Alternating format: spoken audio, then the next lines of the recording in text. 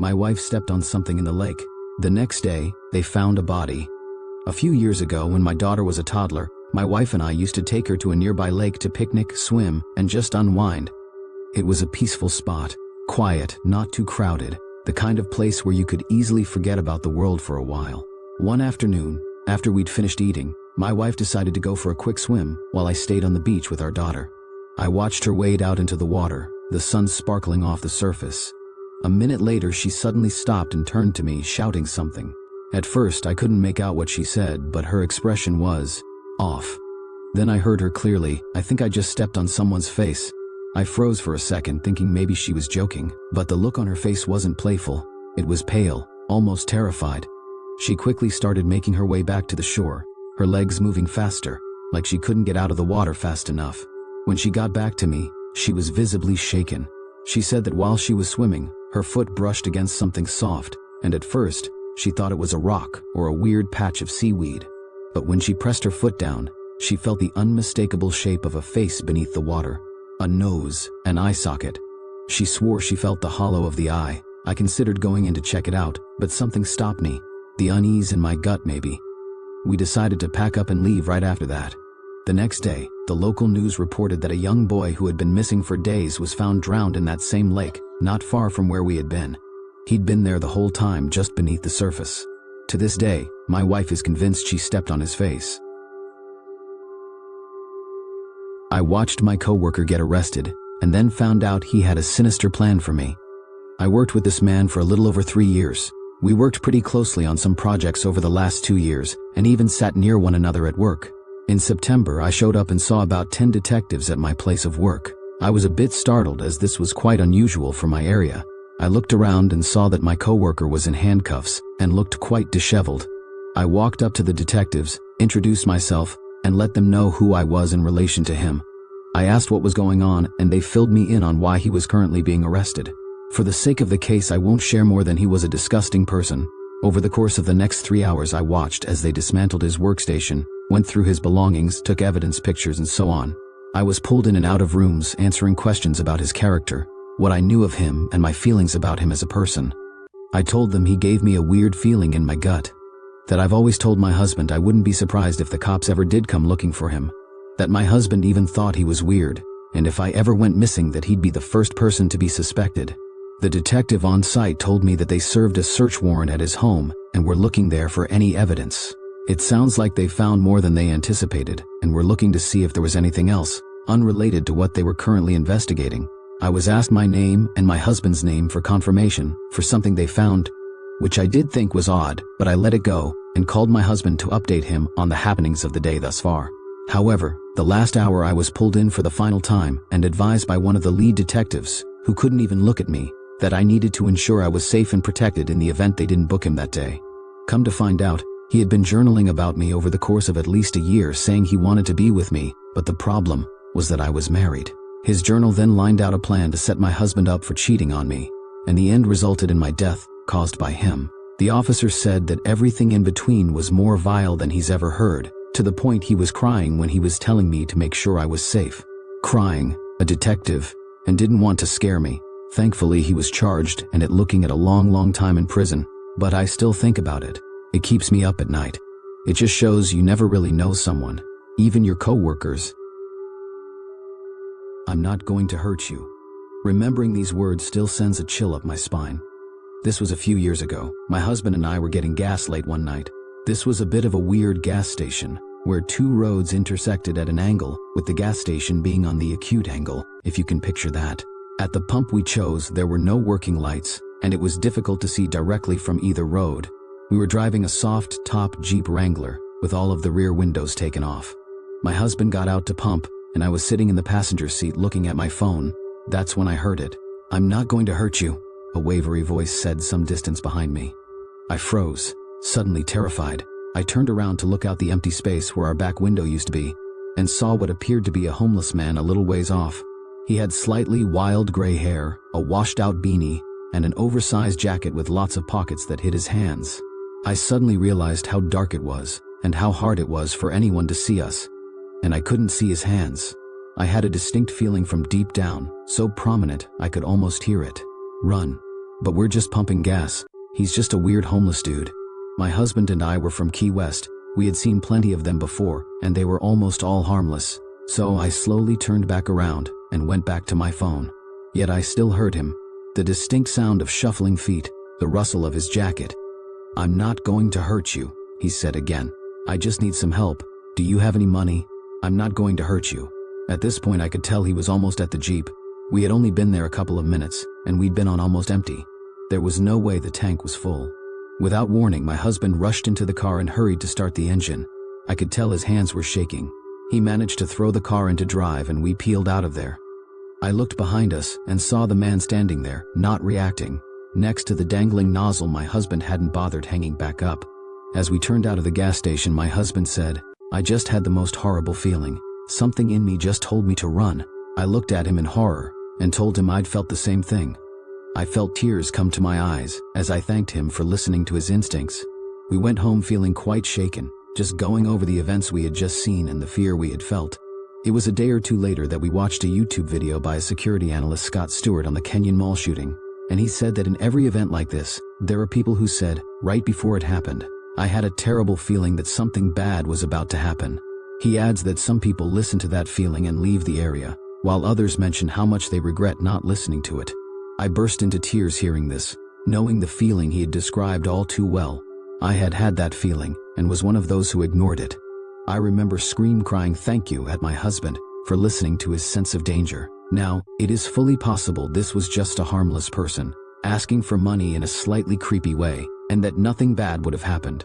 But I can't stop remembering how the weird angles kept anyone from seeing us.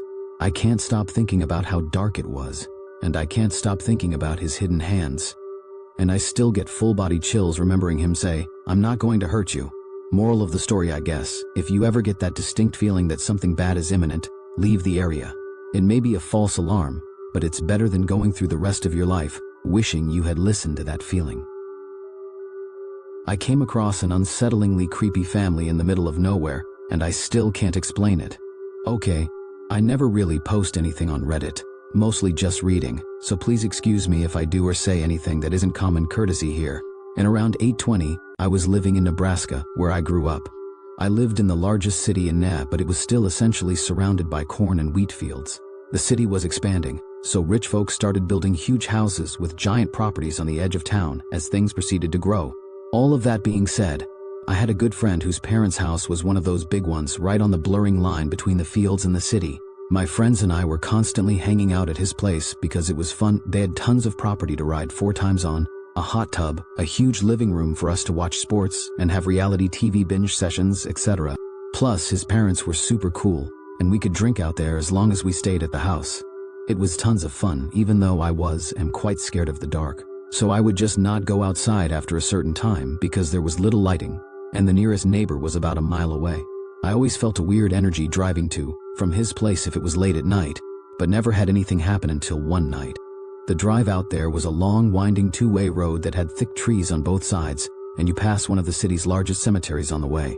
Barely any lighting, of course, besides the street lamps every once in a while, and very little traffic. It's all inherently a bit creepy, and I'll admit to having sped through this section of road many times to get through it as quickly as possible. This specific night was perfect spring weather, so I was driving with my windows down listening to music, and it was around 10 p.m. I was coming around one of the curves in the road when I had to essentially slam my brakes on. Right in front of me in the middle of the road, maybe 50 yards away, was what looked like a family. Again, picture a completely pitch black road with thick forest on both sides and only my headlights to show what's in front of me. This was a family of 3, a tall slim woman, an average height weight man, a child maybe around 8 years old, and the mother was pushing a fucking stroller. Their clothes looked normal, not tattered but not nice. They also were not carrying any kind of light source, meaning before I arrived behind them in my car, they had been walking in the pitch black. They were all facing away from me, walking completely silent in the middle of the street, the same direction I was heading. I had turned my music down to hear if they were speaking, had music playing, etc. They didn't. The hairs on my arms immediately stood up. I came to a stop in the road behind them, obviously, and just sat there for a moment to let them move. They seemed to be completely unaffected by me and didn't even turn their heads slightly, nor did they attempt to move out of my way. I literally thought I was going insane. or that I was dreaming. It was so surreal. Before I really had time to fully process and register what I was seeing and how truly strange it was, they all, at the same time, stopped walking and very slowly turned to face my car. This scared the absolute shit out of me. I honestly didn't even give myself enough time to look at their faces as they turned.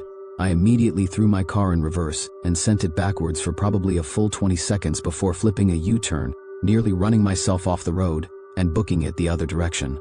The only thing I remember noticing is that the stroller looked to be completely empty. This was the part that sticks in my mind the most. I've never felt terror like that in my life.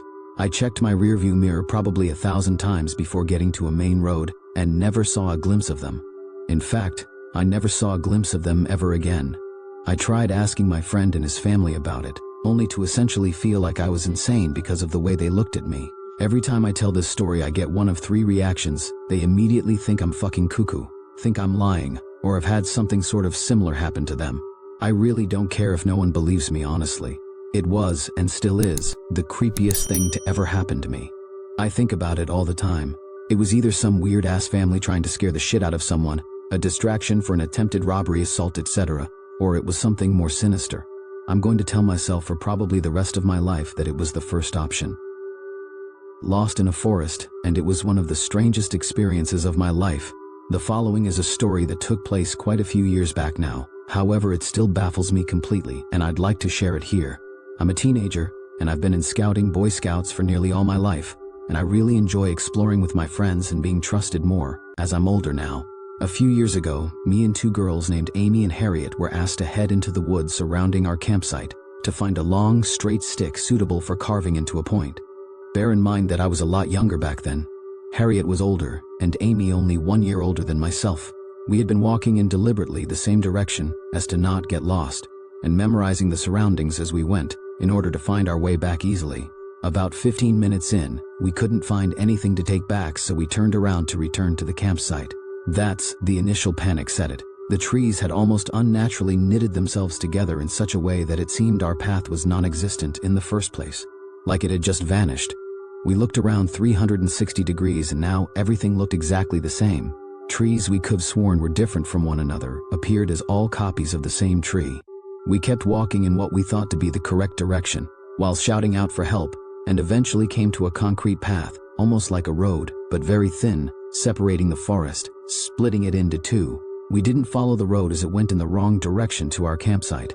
On the other side of the path was more forest, however nearby was an abandoned shack, likely used for storage or whatever else. We had no idea anything like this was out here in these woods, so we just kept walking. We eventually came to a road we didn't recognize. A woman wearing a pink and purple regatta outdoors coat walked past, and we frantically asked her for the direction of our campsite, as by now, according to our watches and Harriet's phone, we'd been walking for an hour and a half. She said she'd never seen us before, but she said there's another campsite in that direction. We followed her advice and eventually came back to our campsite. We frantically apologized for being so long and that we couldn't find anything. The leader, Ian, could see all 3 of us were shaken up, and he stated confused that we'd only been gone 25 minutes, and that our free time was still going on. To this day, this baffles all 3 of us, as our free time was 40 minutes long, and our watches and phones had said we'd been gone for hours. The forest we were lost in felt crushing and claustrophobic, like we'd entered an area that the concept of time didn't apply to. I believe in the paranormal, however this was so unlike anything I've heard or experienced before. It literally was like we'd been in a time vortex or something, and that hours in the forest were only minutes in the rest of the world. The feeling was very strange, and it stuck with me for the rest of the camp. My grade 6 teacher secretly recorded us in the changing rooms with a fucking pen camera. My primary school grade 6 teacher was found to be pedophile, and he got away with it all. When I was in primary school, I had a 50-year-old male teacher I knew from the start was creepy. All the other teachers and staff talked so highly of him because of how involved in morning activities he was. He came up with the idea to run a yoga class for morning sport periods. He would run yoga, and other teachers would run soccer or cross country or whatever. We were all about 10-11ths when this started. I would notice how during these yoga classes he favored a couple certain poses. Downward facing dog was his ultimate favorite. He seemed to focus on the female students more than the boys, which of course I thought was weird. He would tell us all to go to downward facing dog, keep your head straight to the ground, close your eyes and breathe. While he would circle around the class and assumingly look at the girls wearing skirts and shorts, weirdly he made it a requirement for girls to wear only shorts or skirts for yoga. It wasn't completely obvious at the time, but I realize now he was recording it all for later usage. Also, he insisted on taking classes to swimming lessons at the beach. He would be really annoying about changing into a fresh pair of clothes in the change rooms before going to and from the beach. At the time, I thought fair enough. A couple years later, when I was in high school, I seen on the news that this teacher had up and left school during the middle of a school day, with no indication of why or where he went. People were worried for him at first, until they realized his secret. A day later it came out that another teacher found this teacher's sneaky camera pen device, one of many. It turned out that for all those years, yoga, swimming lessons, God knows what else, he would have his camera pen watching it all. He would leave his jacket hanging up in the girls' change rooms with the pen camera facing the students, while they got changed for swimming lessons. He was then on the run after being caught out. I assume he thought he was caught out before he actually was, hence why he left during the middle of the day with no explanation. A couple days later, everything was released to the public. This teacher had been selling and editing child pornography on the dark web, and you bet all the footage from the years at my school was a part of it. So many girls at my school were seen repeatedly in all the footage, naked, vulnerable, and young. I'm not sure as to whether he did the same for us boys, but regardless, he was filming and distributing videos of my peers to other pedophiles for money, and probably his own sexual pleasure for years. They found piles and piles of footage on his home computer, in the same house his kids and wife lived in, oblivious to his true nature. He was eventually caught by police, brought before the judge, and on behalf of his psychologist, he got away with it all. His psychologist apparently pleaded that this teacher was suffering from depression and other mental illnesses, and that it would not be fair to put him in prison. I have no clue why the judge felt pity for this man, but to my knowledge, he is in protective custody somewhere else away from where angry parents and teachers could find him. I'm sure he is still doing similar shit today, whatever ways possible. It makes me sick to think about this man being put on such a pedestal by other teachers and staff during my schooling days. They all assumed he was a passionate teacher who wanted to see kids reach their potential. In reality, he became a teacher to fulfill his sick urge, which he would still be catering to this day. This teacher's name is Colin Lyons. I will put a link below to the news article of the incident. Update. The second article, in which includes the incriminating story of Mr. Lyons' pen camera child pornography scandal, can no longer be linked to Colin Lyons. The second article refuses to give out his name. I'm assuming it's because he is in protective custody and he made some sort of deal to wipe his name from anything negative online. I vividly remember seeing the article, having my entire high school talk about it, during assemblies and meetings. I know it happened. And so does everyone that I went to school with. I'm so frustrated that this man gets a free pass and anyone that wants to research his disgusting acts can no longer have proof. He is only known online now as a beautiful man, thanks to the first article. This pisses me off greatly. No man that gains the trust of his students, friends, and peers just to hoodwink them all with his pedophilic ways should be allowed to have their slate wiped clean and be known to anyone that researches him as a good person. Fuck you, Mr. Lyons. I hope you're dead or suffering. Thank you for watching. If you haven't yet, subscribe and hit the notification bell to be notified on our latest video.